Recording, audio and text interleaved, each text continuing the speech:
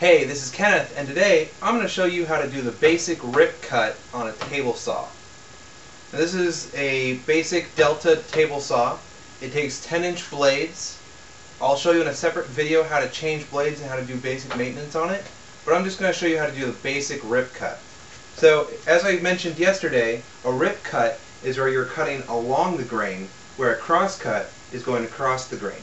You can put a cross-cut blade in a table saw and then do cross-cuts on it, but the radial arm saw is much more ideal for that, and I already showed you how to do that. So, the table saw is ideal if you had a long piece of wood, like this is a 2x4 here, and you needed to cut it in half along the whole length of it. So what you would do is you would set up the guide where you wanted it, and you'd be able to feed the whole thing through in one go. Now, the difficulty is, table saws really like to eat hands and fingers, and it's probably one of the more dangerous of the tools in this shop. So it's really important that you, A, practice basic safety protocols while you're cutting with the table saw, and B, you manufacture and use your own sacrificial tools to push wood through. Is you have your basic push block, is I just took a little piece of 1x2 and on the bandsaw cut a notch out of it. So this lets me come in here and real easily grab a piece of wood and push it through without getting my hands anywhere close. Another sacrificial tool that you want to use is called a feather board. So what I did was I took a piece of, this is about 1x4, on the radial arm saw, I put a bunch of cuts in it, and then I mitered across at 45 degrees. So what you do if you're cutting a very thin piece, you would clamp the feather board, which has a spring to it because of all these cuts in it. You would clamp the feather board in, so that would push the wood against the guard. Now to adjust the guard, it has a release right here. You lift up on the tail end of it, because this is the stock guard shield that comes with it, and then you can just move it along wherever you want, lock it down. Alright?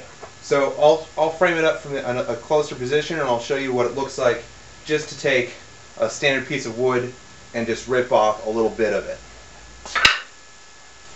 Now before we start cutting, I want to talk to you about this guard on top.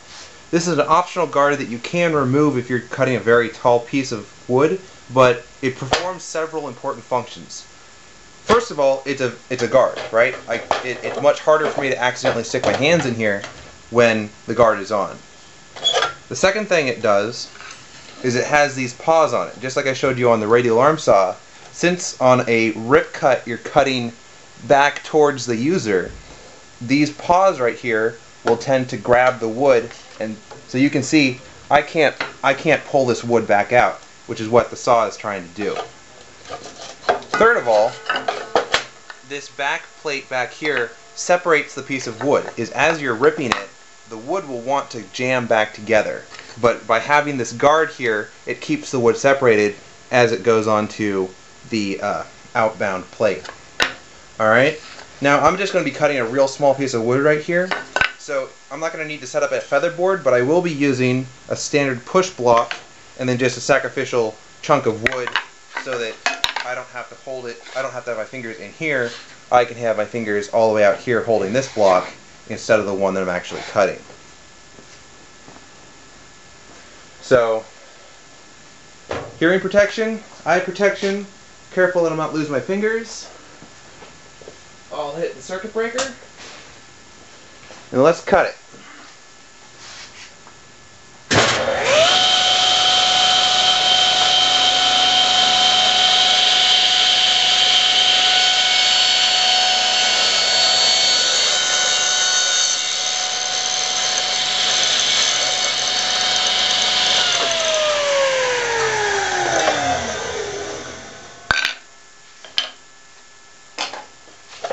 So, push this piece of wood out,